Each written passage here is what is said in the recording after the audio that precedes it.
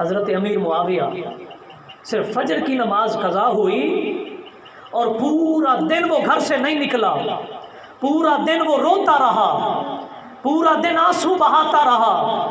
بچوں نے کھانا دیا تو نہیں کھایا، بیٹوں نے پانی دیا تو نہیں پیا۔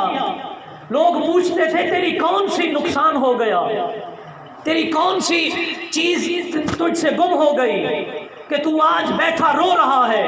کہنے لگا تمہیں نہیں پتا میری آج فجر کی جماعت قضا ہوئی ہے، اس سے بڑا غم اور کیا ہوگا۔ حضرت امیر معاویہ فجر کی جماعت قضا ہوئی تو رونے بیٹھ گئے، رو رو کے اتنا اللہ کو منایا کہ صبح ہوئی۔ دوسری فجر کا جب ٹائم آیا، ادھر اذان ہوئی، ادھر امیر معاویہ کا دروازہ کھٹکا، کسی نے کنڈی کھٹکائی۔ امیر معاویہ نکلے، پوچھا کون ہے؟ کہا نماز کا ٹائم ہو گیا، جا نماز پڑھ لے۔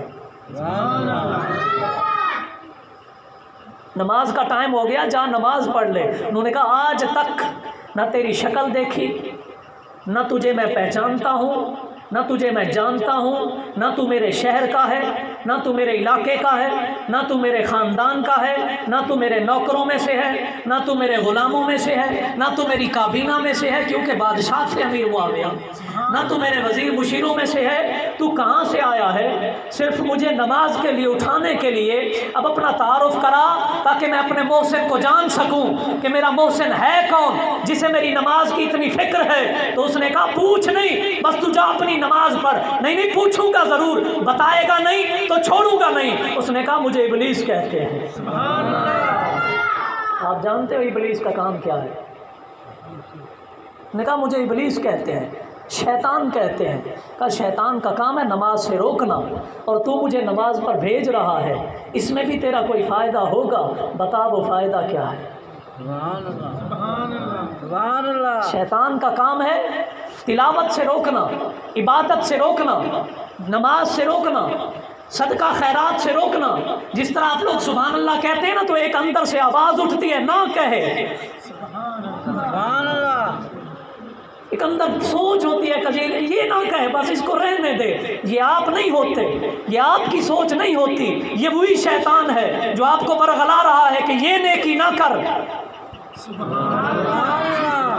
جو آپ کو ورغلا رہا ہے کہ یہ نام نہ لے، یہ ذکر نہ کر، کیونکہ اس کا تجھے فائدہ ہونا ہے۔ یہ برے خیالات، یہ برے وسوسے، یہ نیکی کی طرف سے ہٹانا، یہ شیطان کا کام ہے۔ لیکن امیر معاویہ کے دروازے پہ کھڑا ہے، اٹھا رہا ہے، جا نماز پڑھ۔ امیر معاویہ کہتے ہیں یار اس میں بھی تیرا کوئی بھلا ہوگا، وہ بھلا بتا۔ کہا کل میں نے تجھے سلایا تھا، میں نے تجھے مروڑے دیے تھے، میں نے تجھے جھولے دیے تھے، میں نے تجھے خواب دکھائے تھے، تیری نیند کو میں نے پکا کیا تھا، لیکن تو نماز کا پکا نکلا۔ میں نے کہا تیری 27 جائیں گی، تو ایک پڑھے گا تجھے ایک ملے گی، کیونکہ جماعت کا ثواب کتنا ہے؟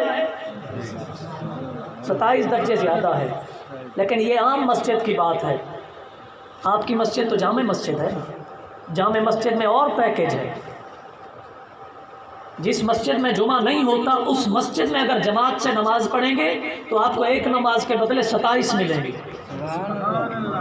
لیکن جس مسجد میں جمعہ ہوتا ہے، جامع مسجد ہے، اس مسجد میں جا کے اگر آپ جماعت سے نماز پڑھیں گے تو آپ کو ایک کے بدلے 500 کا ثواب ملے گا۔ ذرا آج کے دن سوچئے گا کہ کتنا دور ہے آپ کا گھر مسجد سے اور جامع مسجد سے۔ آپ ایک پڑھ لیتے ہیں اور 499 ضائع کر دیتے ہیں۔ گھاٹے کا سودا ہے کہ فائدے کا؟ اکثر بندے جی گھر میں پڑھ لیتا ہوں جی، کسی سے کہو نا کہ نماز پڑھو تو وہ کہتا ہے جی مول صاحب میں گھر میں پڑھ لیتا ہوں جی۔ ٹھیک ہے بھائی تو گھر میں پڑھ لیتا ہے، لیکن گھر میں پڑھنا نہ پڑھنا برابر ہے، کیونکہ تو نے 499 کا گھاٹے کا سودا کیا ہے اللہ سے۔ اے بندے جب قبر میں جائے گا تو ایک ایک گنتی ہوگی، جب گنتی ہوگی تو تجھے احساس ہوگا کہ 2 قدم اٹھا لیتا تو آج میری گنتی گنتے ہوئے فرشتوں کو بھی شرم آتی۔ جسے اہمیت نماز کی پتہ چلی ہو وہ سبحان اللہ ہے۔ اور نہ ہم نے تو یہی سمجھا ہوا ہے کہ ہم جانتے ہیں جی مولوی کو کیا پتہ ہے، ہمیں پتہ ہے ہماری نماز ہو گئی۔ حدیث سنا دو، نہیں سننی تو نہ کہیں سبحان اللہ بھائی۔ میرے نبی کا فرمان ہے لا صلاۃ لجار المسجد الا فی المسجد. چھوٹا سا جملہ ہے، عربی کا جملہ ہے، آپ بے شک انٹرنیٹ پہ جا کے اس کو سرچ کریں، لا صلاۃ لجار المسجد الا فی المسجد. یہ مشکات شریف کی حدیث ہے. حضور کے فرمان کے اس مقصد کا خلاصہ اور تبصرہ اور ترجمہ یہ ہے، حضور فرماتے ہیں کہ مسجد کے ہمسائے کی نماز مسجد کے علاوہ ہوتی نہیں ہے. سبحان اللہ. اب یا تو نبی سچے ہیں یا آپ سچے ہیں. مسجد کے ہمسائے کی نماز مسجد کے علاوہ جائز ہی نہیں ہے. میرے نبی کے فرمان کا مقصد یہی ہے.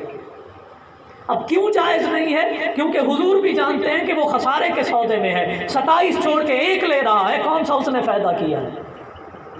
کون سا اس نے پڑھی ہے؟ یا 500 چھوڑ کے 1 لے رہا ہے، کون سا اس نے فائدہ کیا ہے؟ شیطان نے کہا بابا کل میں نے تجھے سلایا تھا، بات یاد ہے؟ کل میں نے تجھے سلایا تھا، آج میں تجھے اٹھا رہا ہوں. کیوں؟ کیونکہ مجھے پتا تھا تو سو جائے گا، تیری 27 ضائع ہو جائے گی. لیکن جب تو رویا، بار بار رویا، آنسو بہائے، سجدے میں گرا، اللہ کو منایا، تو میں نے دیکھا تیرے رب نے تجھے، اگر تو جماعت سے نماز پڑھتا تجھے 27 ملتی، لیکن تو نے گھر میں پڑھی اور سارا دن اس غم میں رہا، اس فکر میں رہا کہ میری نماز ضائع کیوں ہوئی. اللہ نے اس فکر کے بدلے تجھے 100 اور دے دی. میں نے کہا اگر آج بھی ایسا ہوا تو یہ 27 کے بدلے 100 لے جائے گا. تو اس میں میرا فائدہ یہ ہے کہ جا تو جماعت سے پڑھ، وہی 27 لے اپنے.